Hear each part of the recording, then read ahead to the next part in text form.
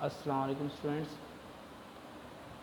हम क्लास में कुछ टॉपिक डिस्कस कर चुके हैं और फ़िज़िक्स में हमने काफ़ी चैप्टर पढ़ भी लिए हैं और हम जो चैप्टर डिस्कस कर रहे थे रिसेंटली क्लास में वो था वेव मोशन एंड साउंड। इसमें बहुत सारे टॉपिक्स हम क्लास में डिस्कस कर चुके हैं।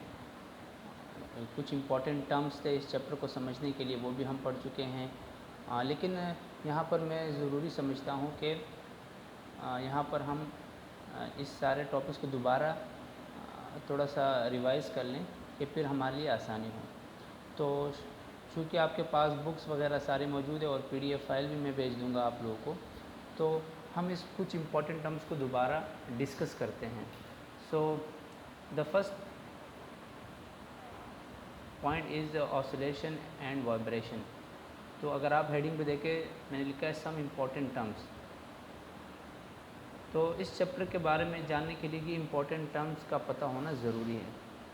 और ये ऑसिलेशन एंड वाइब्रेशन ये हम पिछले चैप्टर में पढ़ चुके हैं जब हम डिस्कस कर रहे थे टाइप्स ऑफ मोशंस के कितने मोशंस के टाइप्स हैं। तो हमने देखा कि बुनियादी तौर पर 3 टाइप्स ऑफ मोशन होते हैं, लीनियर मोशन जिसे ट्रांसलेटरी मोशन भी कहते हैं, circular motion and oscillatory motion या वाइब्रेटरी मोशन भी कहते हैं। तो हम यहाँ पर ना लीनियर मोशन को डिस्कस करने जा रहे हैं और ना सर्कुलर, क्योंकि हम पिछले चैप्टर में इस तीनों मोशन को हम डिस्कस कर चुके हैं। यहाँ पर हम ऑसिलेशन और वाइब्रेशन को डिस्कस करेंगे। तो ऑसिलेशन वाइब्रेशन क्या है? To and fro motion of a body, यानी एक ख़ास पॉइंट के आगे पीछे कोई बॉडी मूव करे, to and fro back and forth move करे, so this is called oscillation, और ये हम डिस्कस कर चुके हैं। उसके बाद ऑसिलेशन और वाइब्रेशन से रिलेटेड जो इम्पोर्टेंट टर्म है वो है टाइम पीरियड। अगर कोई body to and fro move करेगा तो वो एक साइकिल कंप्लीट करेगा, यानी एक जगह से जाएगा और फिर अपने पॉइंट पर वापस आएगा। सपोज़ करें हमारे पास ये एक बॉल है, ये पॉइंट ए पर है और ये पॉइंट बी है। ये बॉल यहाँ से गया और फिर जाने के बाद वापस आ गया। तो इन्होंने एक साइकिल कंप्लीट की, यानी इन्होंने वाइब्रेट की। ये बॉल यहाँ गया, ए से बी पर गया और बी से वापस आया, तो ये एक साइकिल कंप्लीट हुआ। तो इसे कहेंगे वन साइकिल, ठीक है। या आप इसको ऐसे भी समझ सकते हैं कि अगर सपोज़ करें हमारे पास एक सर्कल है और ये पॉइंट ए है, एक बॉल इस पॉइंट ए पर है, ये यहाँ से जाके वापस अपने पॉइंट पर वापस, यानी पॉइंट ए से गया वापस पॉइंट ए पर वापस पहुँच गया, सो दिस इज़ कॉल्ड साइकिल। अब टाइम पीरियड क्या है कि एक साइकिल कंप्लीट होने में कितना टाइम लगता है उसे हम कहते हैं टाइम पीरियड। सपोज़ करें ये यहाँ से यहाँ तक आने में 1 सेकंड लगा तो हम कहेंगे टाइम पीरियड इज़ 1। अगर एक साइकिल कंप्लीट होने में 10 सेकंड लगे तो हम कहेंगे टाइम पीरियड इज़ 10। तो time period is the time required to complete one cycle is called time period. Frequency time period का इनवर्स है। सो एक साइकिल कंप्लीट करने में जो टाइम लगता है उसे हम कहते हैं टाइम पीरियड।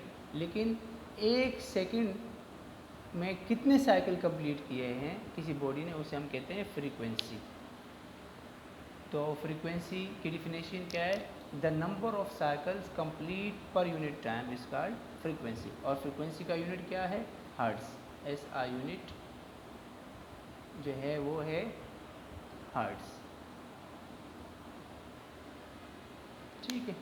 तो the SI unit of frequency is hertz. 1 hertz frequency 2 hertz. इसका मतलब ये हुआ कि अगर एक बॉडी है, सपोज़ करें ये बॉडी है, इन्होंने ये पॉइंट ए से बी पर गया, वापस एक साइकिल कंप्लीट किया 1 सेकंड में, तो हम कहेंगे इसकी फ्रीक्वेंसी 1 है। अगर इन्होंने 1 सेकंड में 10 मरतबा साइकिल कंप्लीट किया तो हम कहेंगे फ्रीक्वेंसी 10 हर्ट्ज़ होगी। इससे हमें अगर आप इस डिफिनेशंस को देखें तो आपको पता चलेगा कि यहाँ पर टाइम पीरियड और फ्रीक्वेंसी एक दूसरे के इनवर्स है। जैसे मैंने आपको टाइम पर यूनिट साइकिल और फिर साइकिल पर यूनिट टाइम, तो इसको हम मैथमेटिकली इस रिलेशन को इस तरह से हम लिख सकते हैं। तो आप देखें कि फ्रीक्वेंसी जो है वो टाइम पीरियड का इनवर्स है, यानी टाइम जितना कम होगा फ्रीक्वेंसी ज़्यादा होगी। इसी तरह से हम टाइम पीरियड को 1 आवर f भी लिख सकते हैं। तो ये हमारे पास टाइम पीरियड और फ्रीक्वेंसी। अब हम डिस्कस करने जाएंगे फोर्थ पॉइंट, जिसे हम कहते हैं सिंपल हार्मोनिक मोशन।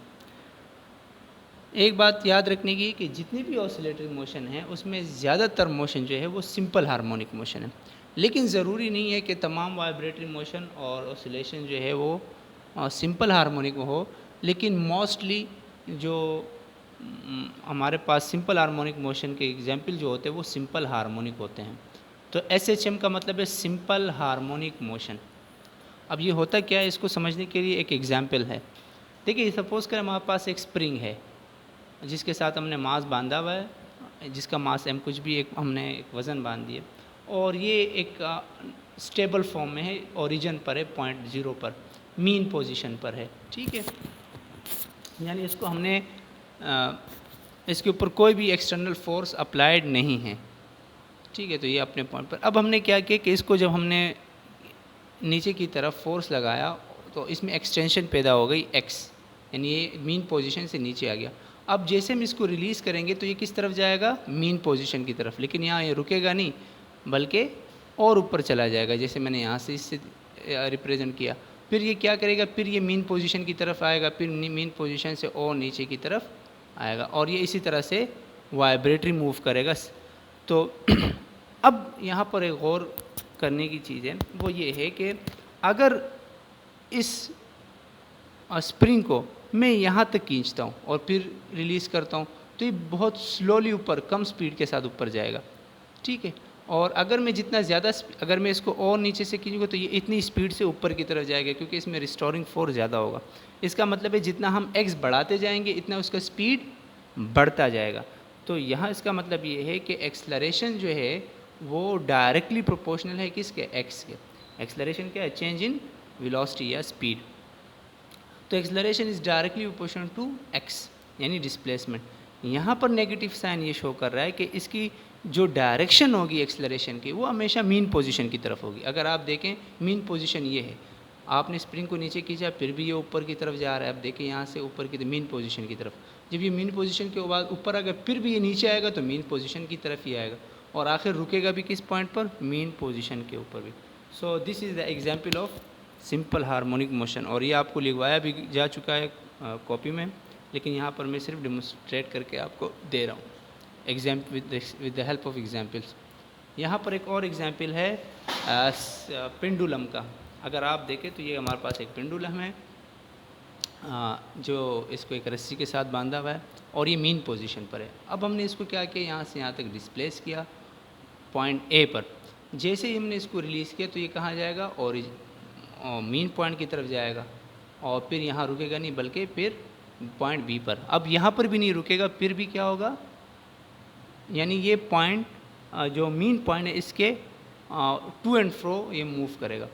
लेकिन अगर मैं इस जो हमारे पास स्फीयर है मास से पेंडुलम का, अगर मैं यहाँ तक इसको यहाँ तक मैं डिस्प्लेस करूँ और इसको फिर रिलीज़ करूँगा, सो वी नो ये वापस जब आएगा तो इसका एक्सलरेशन कम होगा, स्लो नीचे की तरफ, क्योंकि ग्रेविटेशनल फोर्स कम होगा।